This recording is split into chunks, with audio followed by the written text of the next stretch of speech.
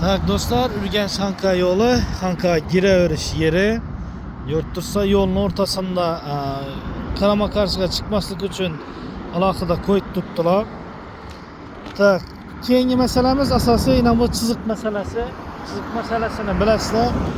Köp adam şunu basmaslık için çizik orta yoldan yürüydü.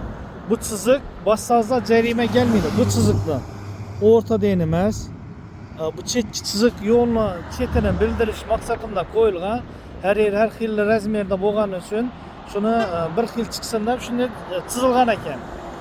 Şunun için bu videonu danışsanızda bu yer koyulgan. Asası furay deydiğonçalar şunu bassak cerime geledi dep ortadan aydet tuttular. Yok, cerime gelmedi. Yani Xorazm viloyati yol hareket xavfsizlik xodimlarini Sivas bölümüne aytamiz. Eğer video registratordan sizlere şu düşadigan bolsa, qayda buzarlık yazmanglar.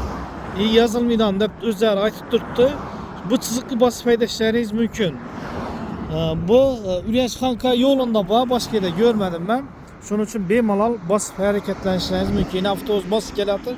Avtobusa jarima gelmaydi.